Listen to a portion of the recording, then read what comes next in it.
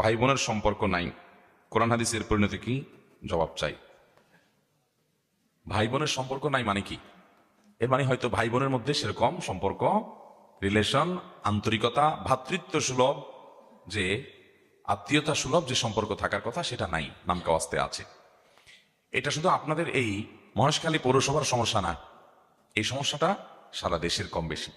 মানুষ এখন অনেক সেলফিস্ট, অনেক স্বার্থপর, আত্মকেন্দ্রিক হয়ে গেছে। অথচ আল্লাহ তাআলা ইমানদারদের জন্য আত্মীয়তার বন্ধনগুলোকে রক্ষা করা ফরজ করেছেন। কি করেছেন?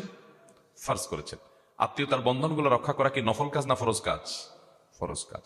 আত্মীয়তার বন্ধন যদি কেউ ছিন্ন করে, নবী করিম সাল্লাল্লাহু আলাইহি ওয়াসাল্লাম বলেছেন আল্লাহ তাআলা তাকে ছিন্ন করে দিবেন।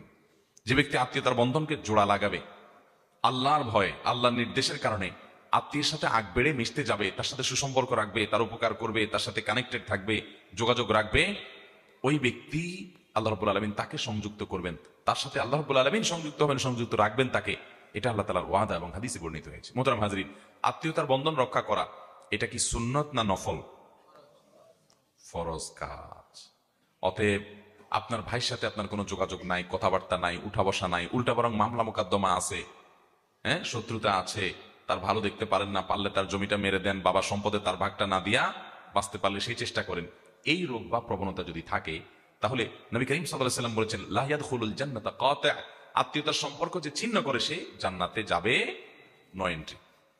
মুসলমান হওয়ার পরও যে লোকগুলো জান্নাতে যেতে পারবে না, সে কপাল পড়া মানুষগুলোর ভিতরে একটা হলো আত্মীয়তার সম্পর্ক ছিন্নকারী।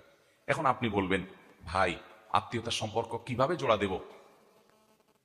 আমি যদি একটু তার সাথে মিশতে চাই, সে তো আমার সাথে মিশতে চায় না। এক হাতে কি আর তালি বাজে? আমি একটু তার উপকার করতে চাই, সে তো আমার ছায়াও দেখতে চায় না।